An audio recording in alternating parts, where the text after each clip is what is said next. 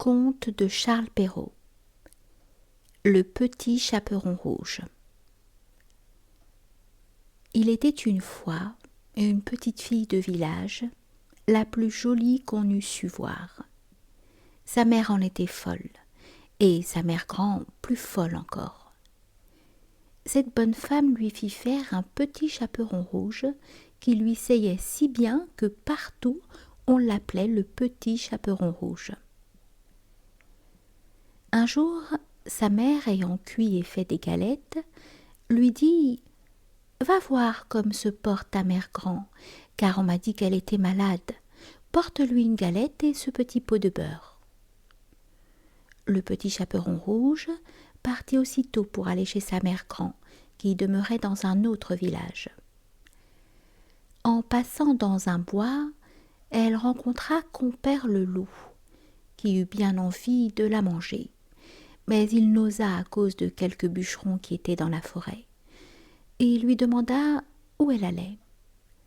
La pauvre enfant, qui ne savait pas qu'il est dangereux de s'arrêter à écouter un loup, lui dit « Je vais voir ma mère grand et lui porter une galette avec un petit pot de beurre que ma mère lui envoie. »«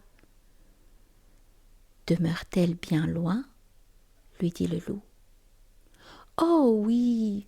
dit le petit chaperon rouge. « C'est par-delà le moulin que vous voyez tout là-bas, la première maison du village. »« Eh bien, dit le loup, je vais l'aller voir aussi.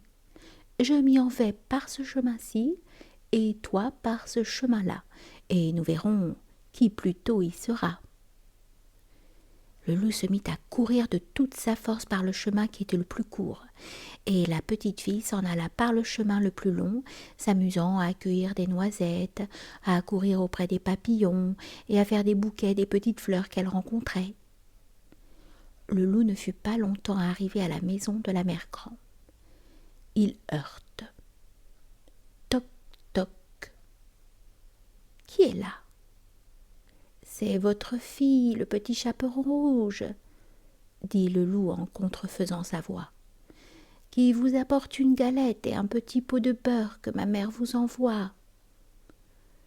La bonne mère grand, qui était dans son lit à cause qu'elle se trouvait un peu mal, lui cria « Tire la chevillette, la bobinette cherra !» Le loup tira la chevillette et la porte s'ouvrit.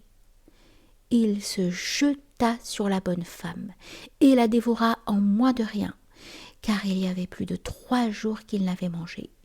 Ensuite, il ferma la porte et s'alla coucher dans le lit de la mère grand, en attendant le petit chaperon rouge, qui, quelque temps après, vint heurter à la porte. Toc, toc. Qui est là ? Le petit chaperon rouge, qui entendit la grosse voix du loup, eut peur d'abord, mais, croyant que sa mère grand était enrhumée, répondit « C'est votre fille, le petit chaperon rouge, qui vous apporte une galette et un petit pot de beurre que ma mère vous envoie. » Le loup lui cria en adoucissant un peu sa voix « Tire la chevillette, la bobinette cherra !» Le petit chaperon rouge tira la chevillette et la porte s'ouvrit. Le loup, la voyant entrer, lui dit en se cachant dans le lit sous la couverture « Mets la galette et le petit pot de beurre sur la huche et viens te coucher avec moi. » Le petit chaperon rouge se déshabille et va se mettre dans le lit où elle fut bien étonnée de voir comment sa mère grand était faite en son déshabillé. Elle lui dit « Ma mère grand, que vous avez de grands bras !» C'est pour mieux t'embrasser, ma fille.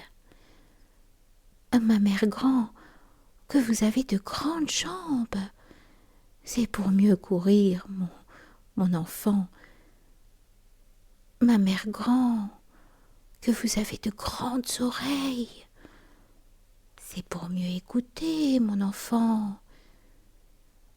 Ma mère grand, que vous avez de grands yeux. C'est pour mieux voir, mon enfant.